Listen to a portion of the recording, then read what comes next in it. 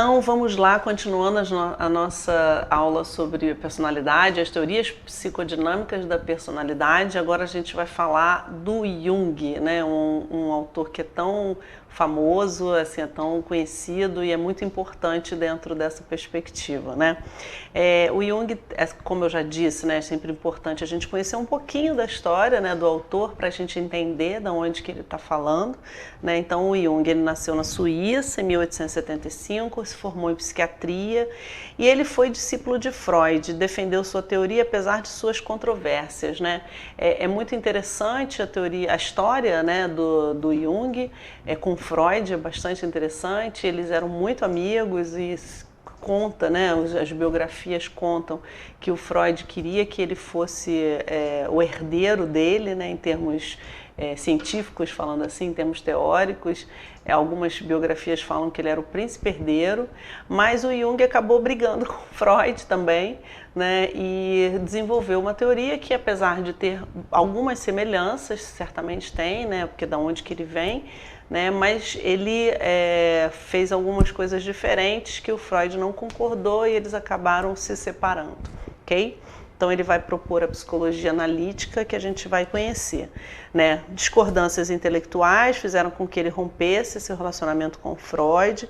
O Jung achava que Freud enfatizava excessivamente o papel da sexualidade, subestimava o potencial do inconsciente para contribuir de forma positiva para o crescimento psicológico, né? A proposta dele é a psicologia analítica, né? Ele propôs uma teoria da personalidade que atribuía um papel predominante ao inconsciente, acreditava que os desenvolvimentos mais interessantes da personalidade ocorriam na idade adulta e não na infância, então tinha uma ênfase aí na vida adulta, preferia descrever a psique empregando a linguagem da mitologia e não da ciência, né? Então, claro que isso não foi muito bem aceito pelo Freud, né? Ele reconhecia que a personalidade contém elementos conscientes e inconscientes, assim como o mestre, né, o Freud, mencionava o ego ao descrever os aspectos mais conscientes da personalidade. A descrição dele do inconsciente é, entretanto, diferente da concepção freudiana de id e de superego. Ele procurava um equilíbrio no qual os elementos inconscientes tivessem um papel equivalente, complementar aos da consciência. Tá? E aí a gente vai ver os processos da personalidade, né? Então esse conceito, né, de individuação para o Jung é muito importante a gente conhecer, né? Individuação é o processo de restauração da plenitude da psique no desenvolvimento adulto, né? Então lembrando que ele dá uma ênfase aí à fase adulta. No começo da vida, a psique é um todo unificado, embora inconsciente. Durante o curso do desenvolvimento, vários aspectos da psique tornam-se conscientes e se desenvolvem, enquanto outras áreas permanecem inconscientes. Então ele tem uma proposta assim, um pouco diferente, né? Por exemplo, na infância e adolescência, a pessoa desenvolve sua identidade pessoal, tornando-se consciente dessa identidade, mas tende a ignorar seus limites e falhas pessoais. Como é que é esse processo de individuação?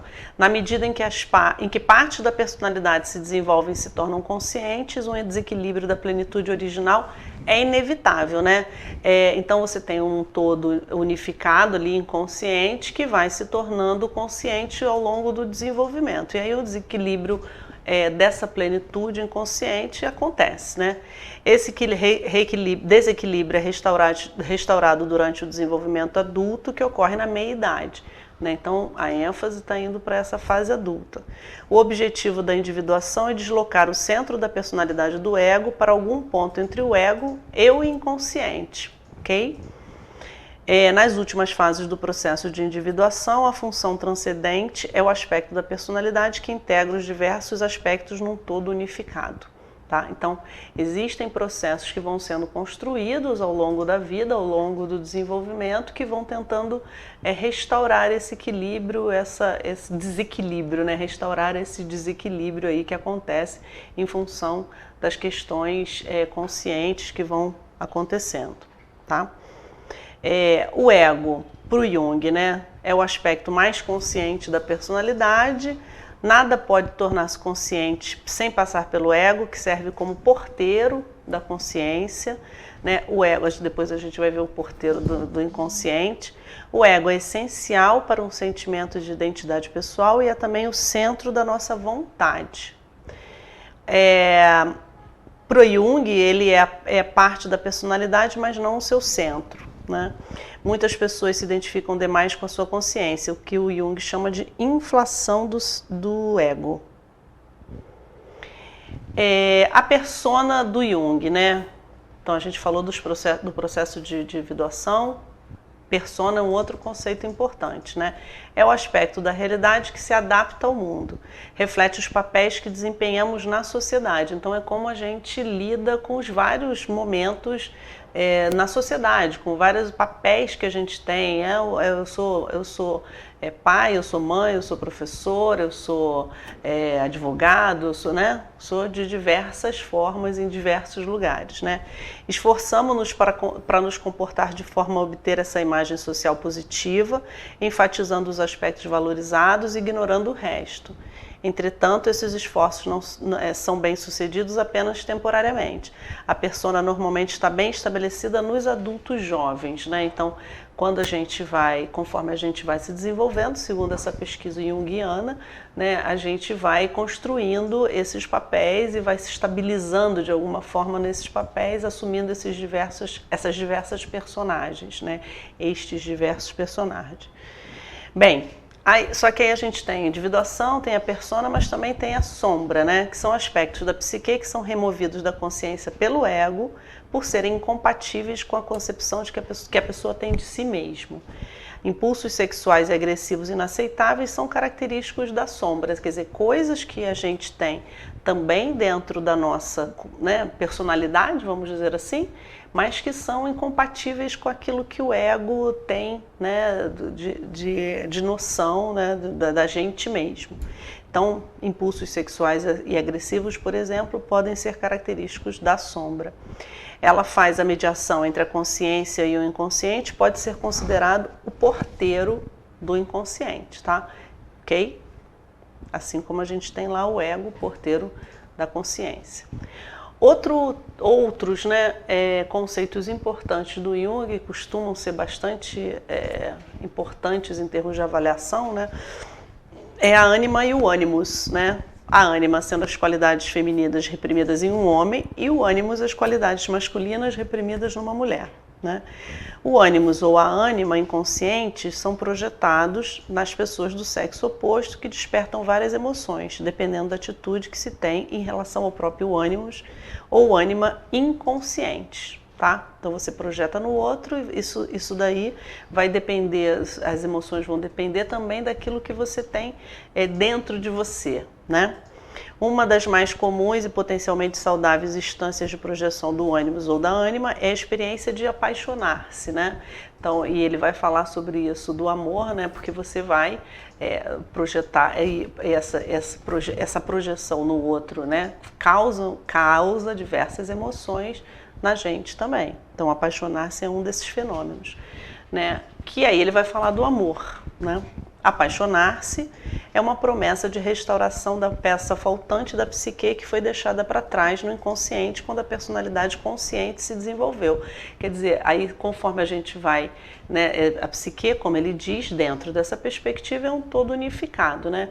E aí a gente vai construindo o consciente, vários processos conscientes e vai gerando algum desequilíbrio, né?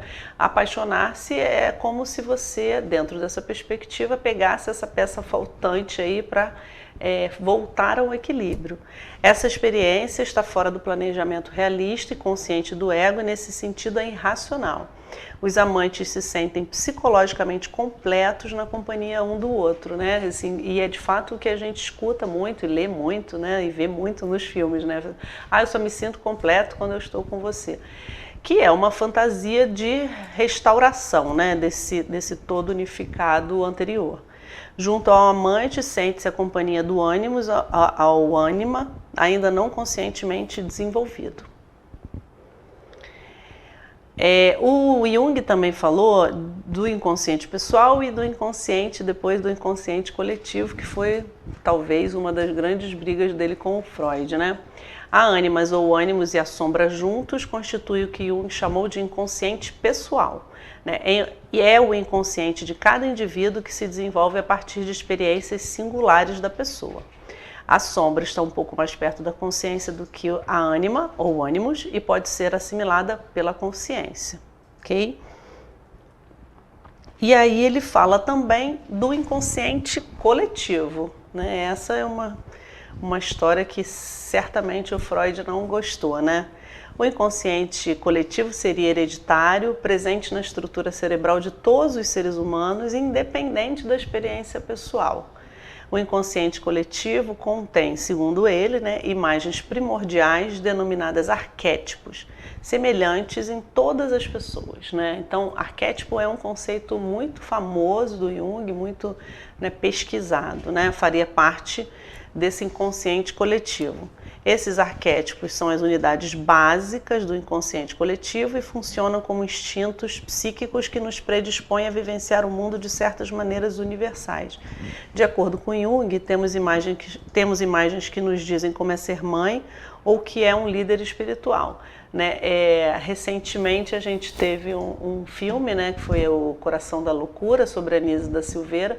A Anísia da Silveira, ela trabalhava dentro dessa perspectiva junguiana e ela trabalha e analisa, né, para quem viu o filme, para quem não viu, deve ver, né, ela analisa os desenhos dos usuários lá do hospital onde ela trabalha, os desenhos, as pinturas, as argilas e as esculturas de argila dos pacientes, né, dos usuários lá do hospital, a partir dessa perspectiva e analisando esses arquétipos, né, que seriam presentes em todos os seres humanos e que eles estariam projetando nesses desenhos, ok?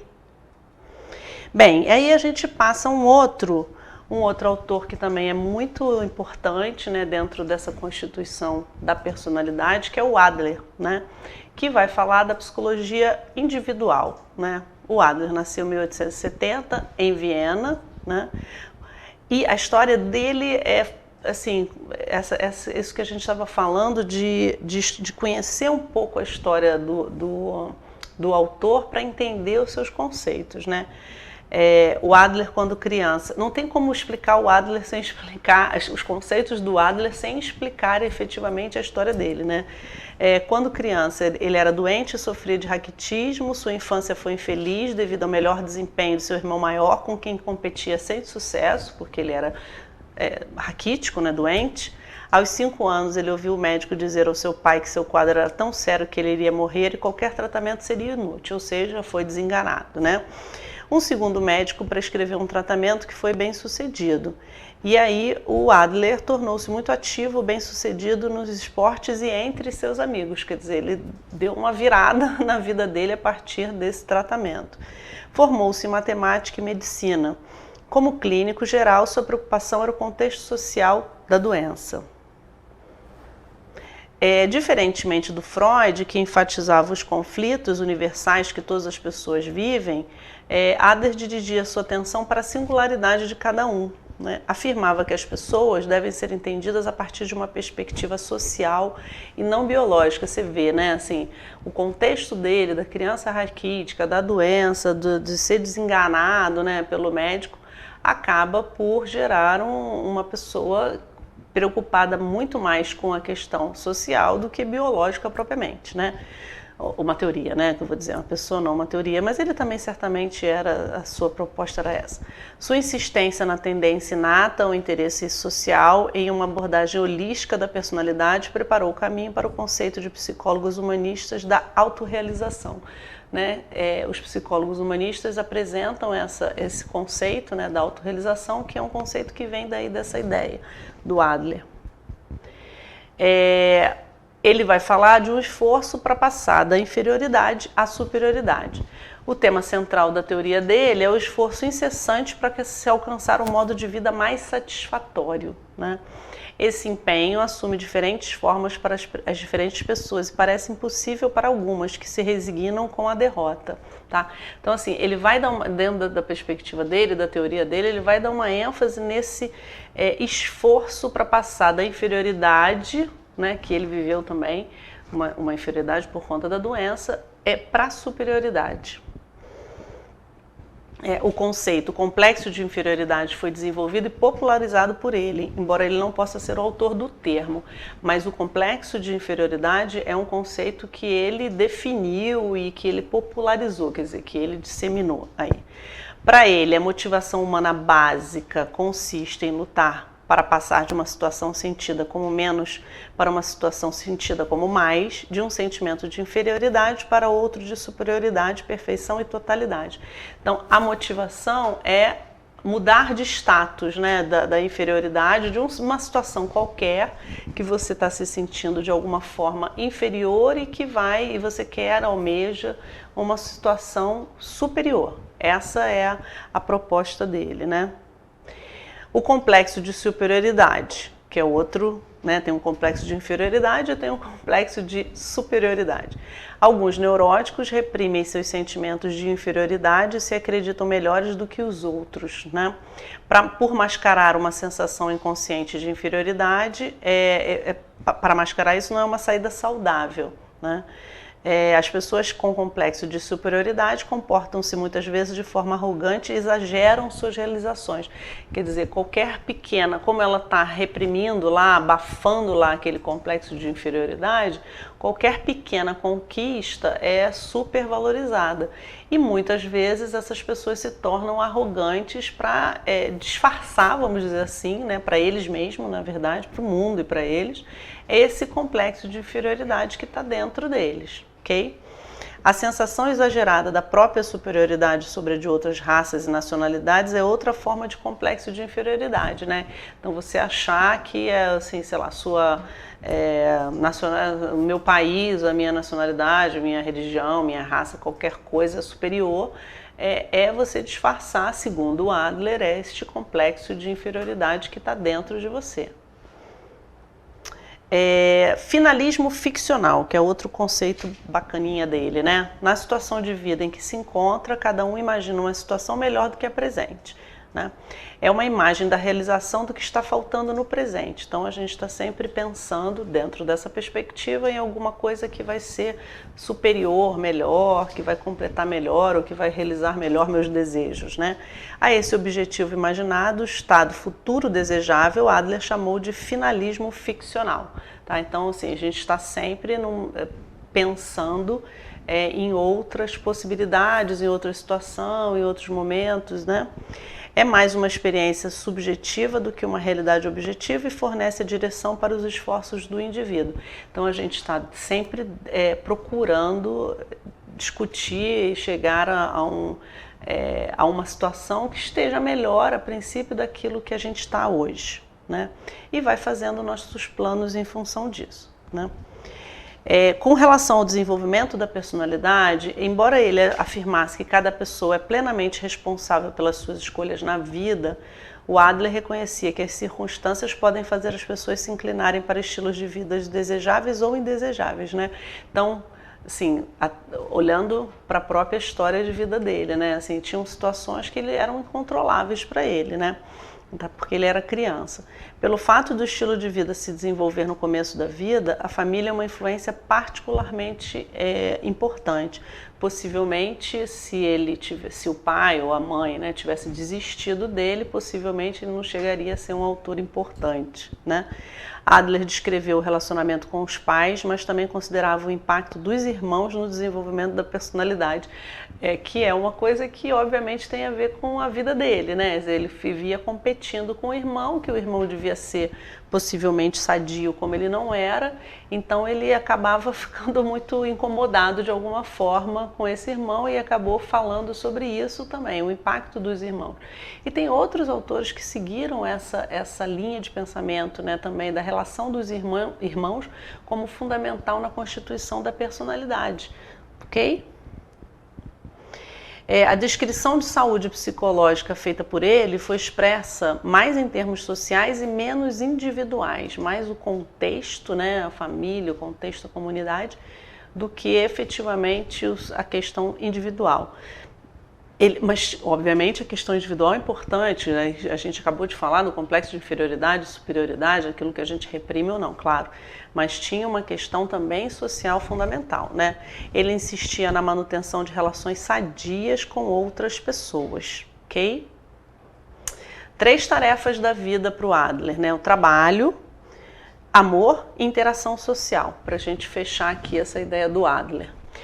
O trabalho implica em ter uma ocupação, ganhar a vida por meio de alguma profissão socialmente útil, é uma tarefa fundamental da vida. Amor, né? A tarefa refere-se às relações sexuais e conjugais entre homens e mulheres e a decisão de ter filhos. E interação, formar uma família, né? A gente poderia dizer hoje, formar uma família. Hoje a gente tem contextos, configurações de famílias diferentes, mas o que ele está falando é sobre isso, né? De você amar o outro e de constituir uma família com esse outro. Interação social refere-se aos problemas da vida comunitária, as relações sociais com outros, incluindo os amigos. Então, essas 3 tarefas são tarefas fundamentais da vida de qualquer ser humano dentro dessa perspectiva do Adler, tá? O sucesso nessas 3 áreas é um indício de saúde mental para ele. E ainda que ele esteja falando, né, de um tempo, e a gente tem que adequar, obviamente, essa proposta aos tempos atuais, mas realmente essas 3 tarefas são fundamentais na vida de qualquer ser humano, ok? Então a gente termina aqui o Adler e a gente continua na próxima.